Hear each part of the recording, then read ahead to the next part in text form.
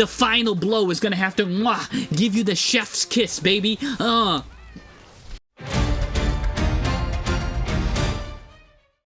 Hello mathematicians, today we're going to go over this OP leaf that we're going to use to break Yu-Gi-Oh! And yeah, how are we going to use a stupid little leaf to break Yu-Gi-Oh! Well, this little leaf isn't dumb. It's called Leafplace Plaice, actually named after a real fish called a plaice.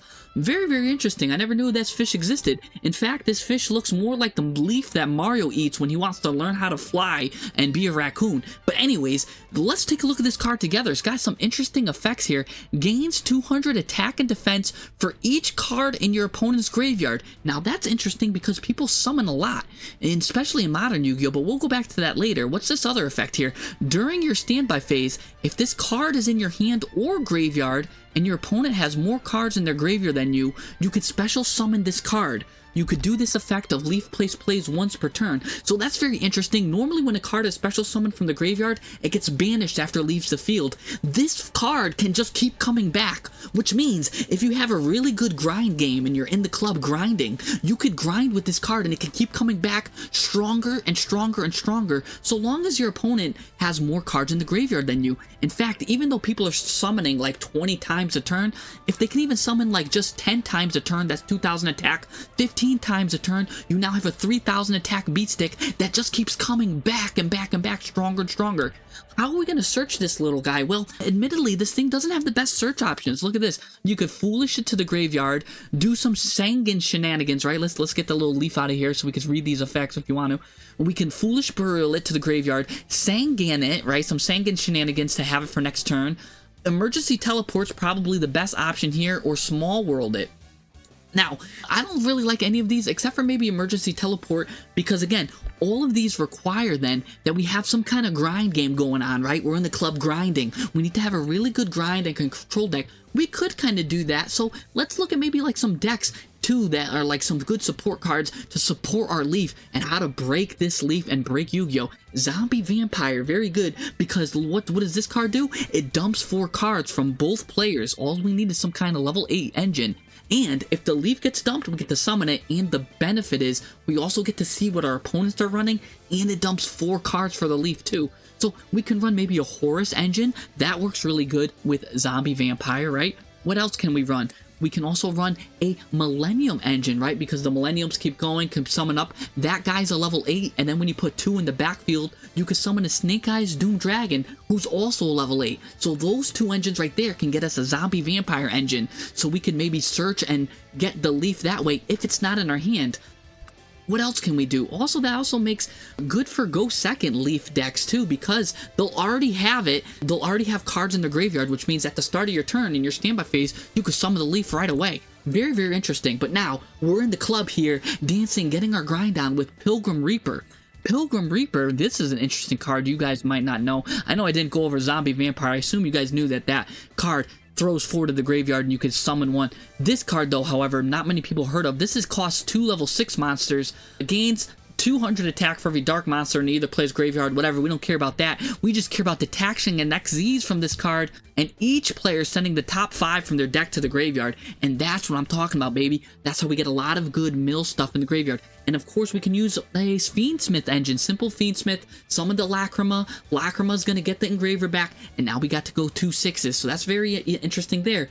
And if we already have the leaf in play, you can go into the Fiendsmith Desiree to just protect it, get its protecting on while the leaf is grinding in the club. You know what I'm saying? The leaf is trying to dance with someone, and I'm trying to dance with this leaf because this leaf is really powerful. Anyways, we can also run as some supporting packages the Sinful Spoils engine or the Diabellstar engine. This is just some good grind game, because remember, some good grind engines that continuously come back to that also can protect the leaf. Because remember, this leaf's going to keep coming back. They might try to call by it. They might try to banish it with IP Masquerena, or not IP, but SP Little Knight. You know what I'm saying? Using IP Masquerena to go into SP Little Knight. So we might need some of these side engines to protect our leaves. And we're going to run maybe 1, 2, 3 leaves, depending on how frisky we're feeling. So that's really interesting there, because this leaf is very powerful. Now, The Leaf also has sidekicks that kind of have effects just like it that can also kind of play very well.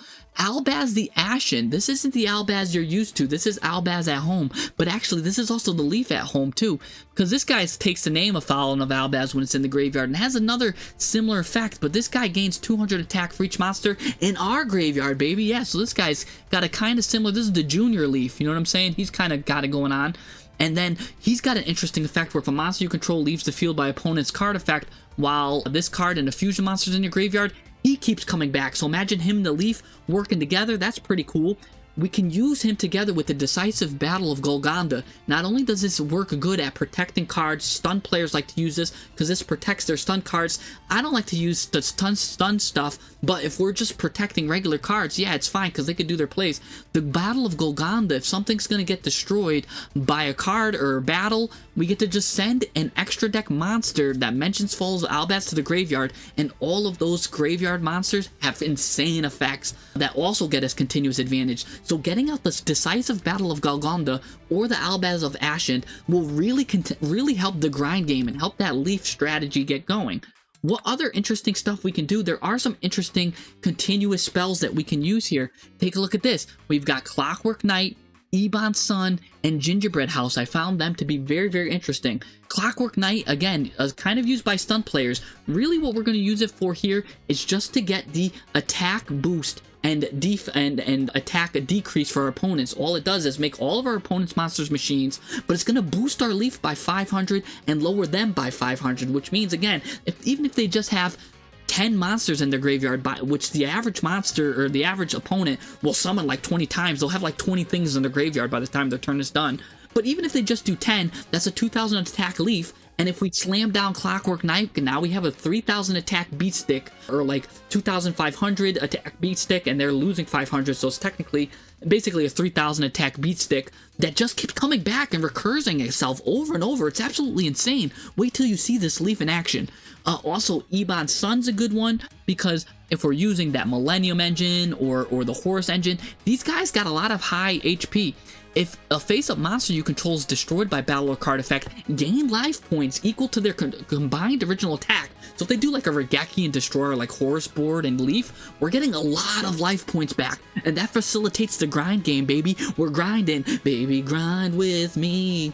Ba-na-ba-bun. Anyways, it's got some more effects. I did a whole video on Ebon Sun and why I like it. Maybe it's pronounced Ebon Sun. Either way, I'm not pronouncing the video. I'm not pronouncing it right, but who cares? Because this card is absolutely devastating.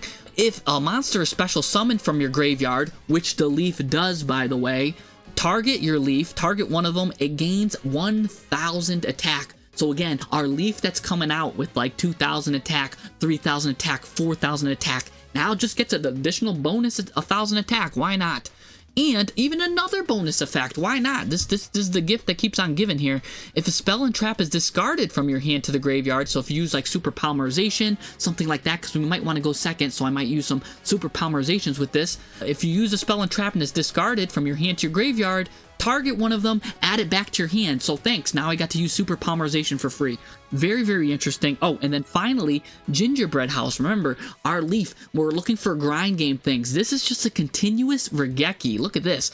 During your opponent's standby phase, if you have as many monsters, you can have as many monsters as they control as possible, gain 600 attack. Then destroy as many monsters as possible with 2,500 or more attack, and if you do, gain life points equal to the number of monsters destroyed times 500. Basically, it's just going to Regeki all of the opponent's monsters that have over 2,500 every turn continuously, and we're going to boost their attack up. So even if they have 1,900 attack, we can boost their attack. Regeki, continuously Regeki. They'll have to deal with the Gingerbread House and not deal with our Leafs that keep coming back. They'll have to waste their interrupts and their targeted disruptions on the Gingerbread Houses.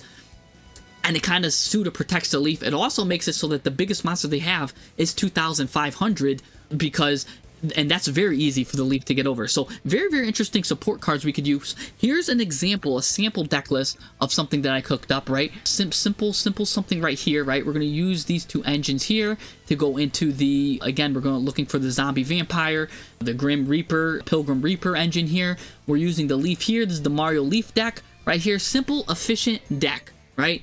And we got the searchers, because search for the leaf with emergency teleport. We've got even some additional support with all of these discards we're doing with Fairy Tale Snow, some good hand trap ratios, Fiendsmith Engine. Very, very tough deck to beat. I think this deck, even without the leaves, will get you to Master 5 or higher. You could probably hit Master Run if you do it enough time with it. So this is a very good deck here. Next, I tried to get a little bit sneaky with it, right? Again, because I wanted to put some more fun stuff in it. The wackier my decks get, the better. I love beating Masters with stupid stuff. If there's something that I love best, that tastes the most delicious thing I think I ever eat in my life is Master Players Tears. And so again, we're using the Golconda engine with Clockwork Knight, one Ebon Sun. We don't need to draw two of them, just one of them's good, and if they get rid of it, no problem. That's not the main thing anyways. The main thing, of course, is the leaf, and we got a lot of leaf facilitations there. Remember, we're talking about Super Poly, so we've got a lot of good Super Poly targets, and again, a lot of good Golconda targets. So this is all about that and keeping that up. Again, we've got the Diabellstar engine that can either just keep going, keep the grind game going. Some of this stuff, some more Nadir Servant to get some of the Nadir cards. Some of these are called Nadir. That's actually considered the Dogmatica cards. So you can get that with that. Really, really good stuff here. So really, really good. Or if she's in the graveyard, you can get her with that. Some good stuff. All of these cards, by the way, are dark. I didn't mention, so Allure of Darkness can kick in, right? Banishing stuff. This is a really good deck too. Again, same thing. This deck can get you to Masters, but this deck is a bit more advanced and requires a bit more thinking and tuning. Again, we got this engine to get the negate.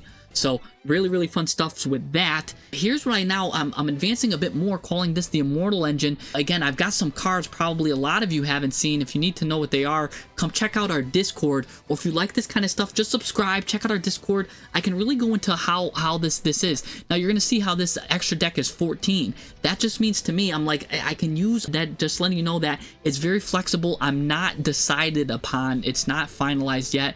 I think it could use a little bit of work, the extra deck here.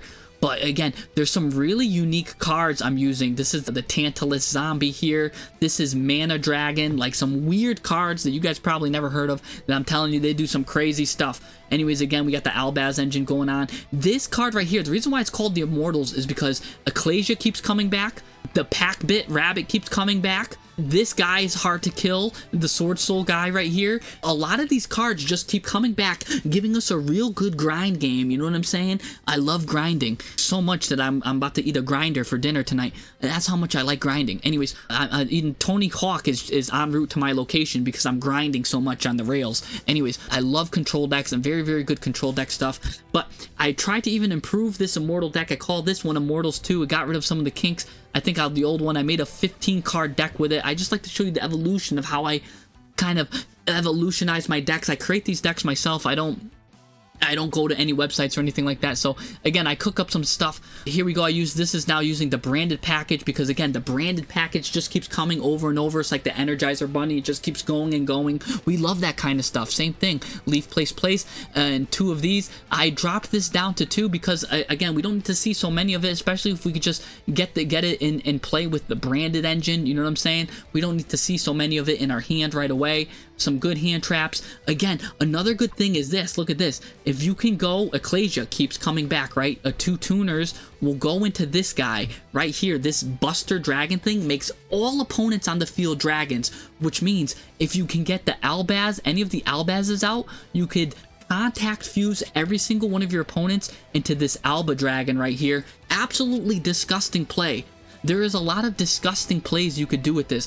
Oh, a lot of people might see this fox and be like, what's this fox right here? This fox is basically anti-Fiendsmith support here, because if they go into the Fiendsmith engine, right, if they destroy Clockwork Knight, I could search the fox with it, or if the fox is just in my hand and they summon a monster from their deck, like Fiendsmith, this allows me to summon a monster with the same attack or defense, which is Ecclesia. Ecclesia has an ability to quick effect go into this Albaz, Fallen of Albaz, which Fallen of Albaz will now let me fuse with their own Fiendsmith card to go into a bunch of these options here. So that's kind of funny. So it's anti-Fiendsmith, because everyone and their mom is playing Fiendsmith. So this is actually an anti-Fiendsmith engine that I came up with myself. Very, very interesting while I'm grinding with the leaves, right? Because we're getting the leaf. It's all about the leaf, baby. All about these leaves. You know what I'm saying? I'm going to get some of that good leaf for you. Anyways, enough talk about these decks. Let's actually see some in action. All right, hello. I'm gonna go second because I got a lot of good going second cards I play with this. But yeah, no, I actually didn't draw into any of my Go Second cards at all.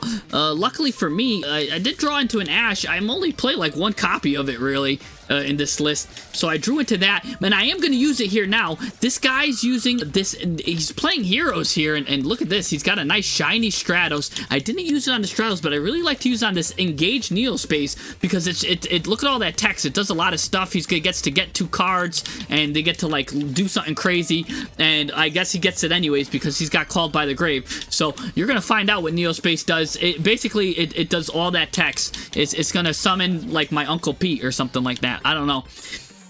And I don't really have much here, and that's devastating because heroes, if left unchecked, can do a lot. And look at this. He's gonna already start building up a lot of advantage. He's got, wow, that's another shiny card, huh? This guy's got some cash money here. As he draws his instant contact, draws all these cards. I'd be lying if I told you if I knew what all these heroes cards do off the top of my head. And another rich man. I'm going against the richest Yu-Gi-Oh player here. This is why Yu-Gi-Oh is free to play. And he took a little peek at my hand. That dolphin does let him take a peek at my hand, and this dolphin's gonna let him destroy my hand. So violating me in ways that I didn't think possible by a hero player. Normally I like hero players, but this one is violating me. He's looking at my hand and ripping everything out of it. I've paid decent money for this card. My URs aren't shiny like yours. This guy's cards are just rich, full of nutrients and fiber. Look at this guy. He's been working out too at the gym, and he placed the card face down. Again, I'd be lying if I told you what these hero cards do. Sure, I could read them and tell you what they do, but we're Yu-Gi-Oh players. We don't read. I'm gonna go into my Horus engine, and I'm just not gonna read anything. Because I'm playing Horus right now, and the goal, really, honestly, my goal is to get to the Leaf. I have 2 ways to get to the Leaf. I can emergency teleport to the Leaf, or I can do a zombie vampire play that's rank 8, throw some more cards to the graveyard, hope one of them's the Leaf that way. I got a lot of Leaf plays. I also have a Fiendsmith package I run, where I can get 2 level 6s, and go into this interesting card right here called the Pilgrim Reaper.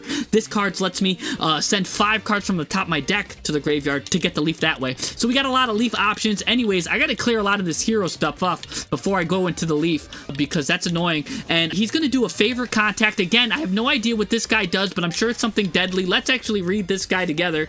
Elemental Hero, Shining Neos Wingman. All of their names mesh into together to me.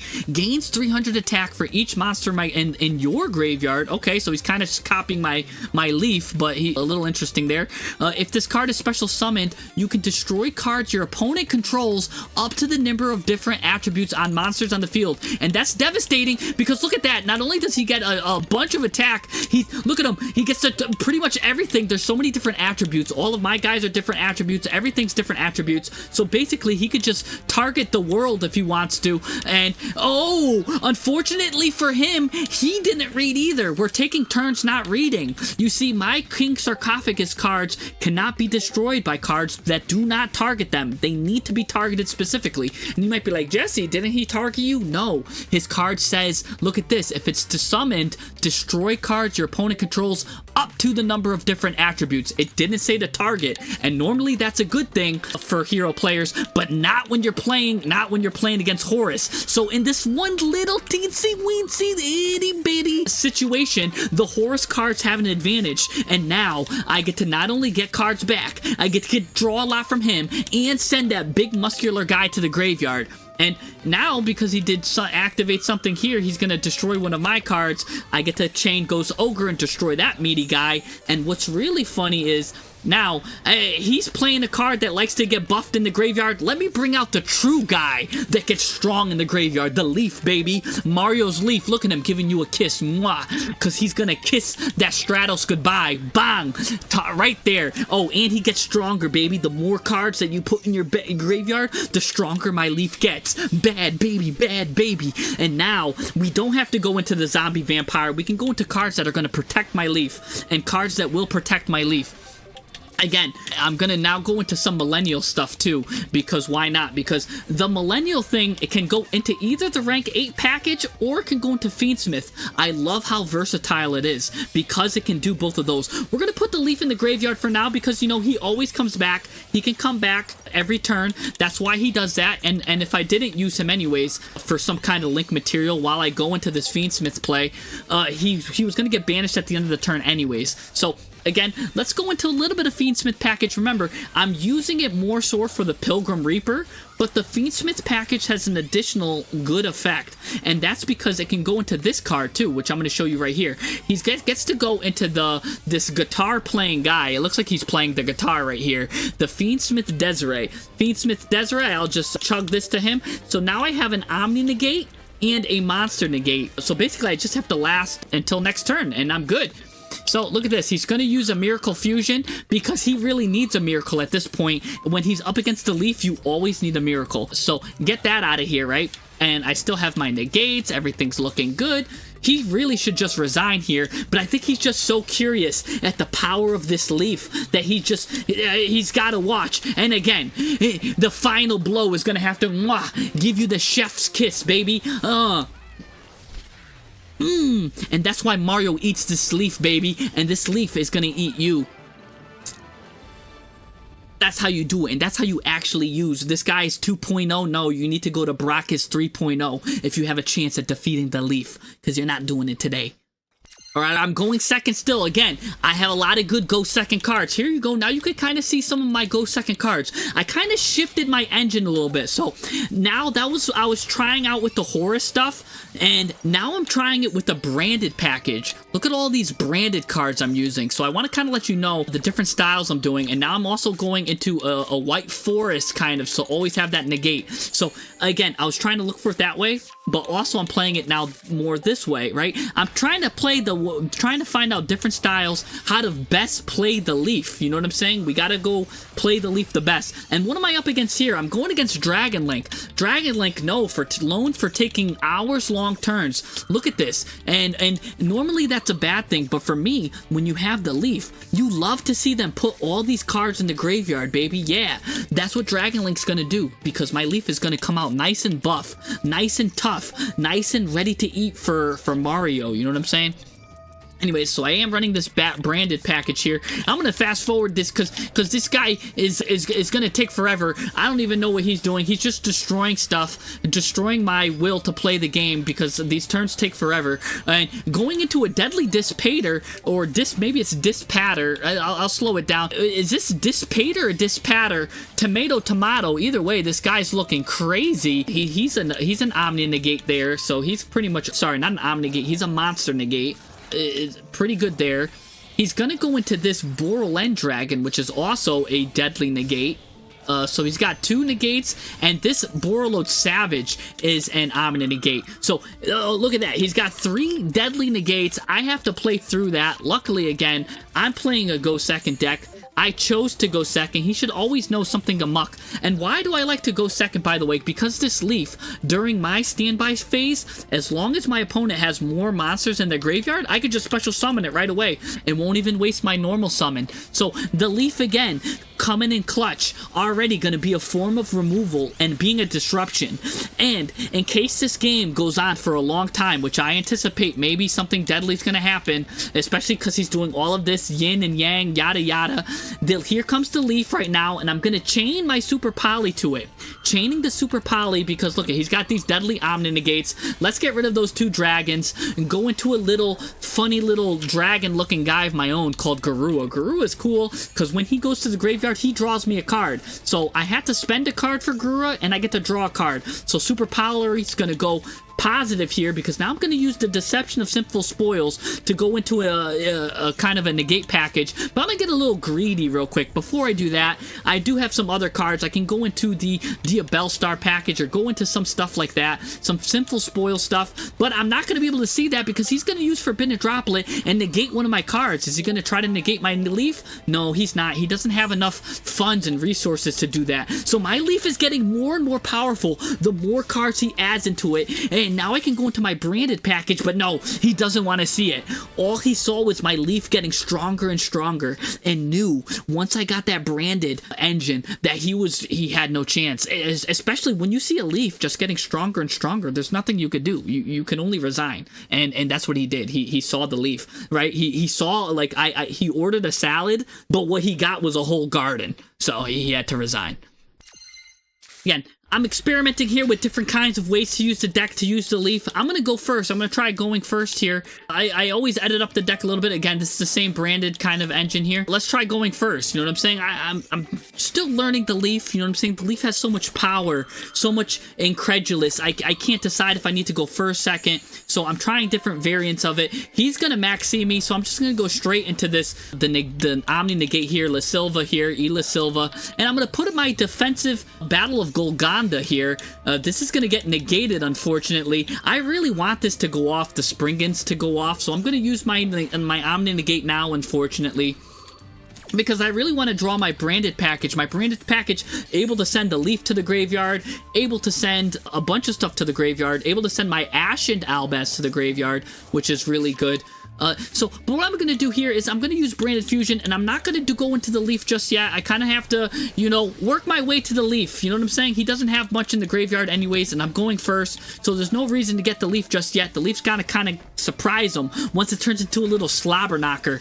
Anyways, I gave him a lot of cards there. I give him 1, 2, 3, 4, 5, 6, 7 off of Maxi, but I did go into an Albion Sanctifier, and ooh, unfortunate for me, it's the new Blue Eyes deck. The new Blue Eyes deck is able to do a lot and do a lot of damage. Blue Eyes is going to try to end this and end this quick. This is not good for me and my Leaf. I don't even know if I'm going to get the Leaf here this match, because look at that. Anyways, the Sage with blue, I'm going to have to summon some cards out here with the Albion. Albion Sanctifier allows me to special summon 2 monsters, one from my side and one from his side to his side of the field. And what I'm going to do now is I'm going to summon his own Blue Eyes White Dragon to his field. And you might be like, Jesse, why are you doing that? That's kind of reckless. Giving him Blue Eyes? Doesn't he want Blue Eyes? Yes, but he likes Blue Eyes in attack position. If I can give it to him in defense position, he can't directly crash into my Albion Sanctifier Dragon, and that's going to kind of mess up his plays a little bit. So, believe it or not, that's actually messing with him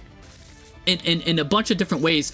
Also, I get to now send my Fallen of Albaz here to the graveyard. This is like a mini Leaf. Again, this is the Deputy Leaf. Deputy in training, because this guy right here, as long as I have a level 8 fusion monster in my graveyard, it gains 200 attack for each monster in my graveyard. Also, my opponent can't target anything else except for this card with card effects. So, and if a monster that I control leaves the field by opponent's card effect, while fusion monsters in my graveyard, I get to special summon this guy. So like the Leaf, he keeps coming back as well. So I'm kind of trying to make it into a grind game, but for now, let's make it into an Albaz. Let's get Albaz. Because he made a Blue Eyes Tyrant come to the field, that triggered my Quem. Quem doesn't like when things leave the extra deck. No, no, no, no. When something leaves the extra deck, I can bring one of my Fallen of Albazes, either the Ashen Albaz, which changed his name to Fallen of Albaz, or Fallen of Albaz, the OG. And I'm going to use the OG one, because I want to now, also, part of my plan was I wanted to fuse with this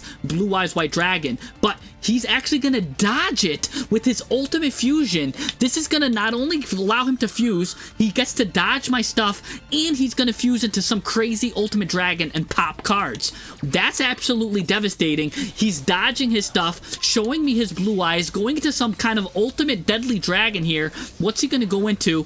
Going into the Tyrant Dragon himself. This is deadly, but he's trying to pop me. But remember, I do have the great Sansi Gold Goldanda. What Gold Goldanda does is it allows me to send a card in exchange for his protection services. That's why I said the Gold Goldanda allows me now to fuse into the Mirror Jade. And look at that. I kind of turned the tables on him, and I guess we won't see the Leaf today because I just outplayed him.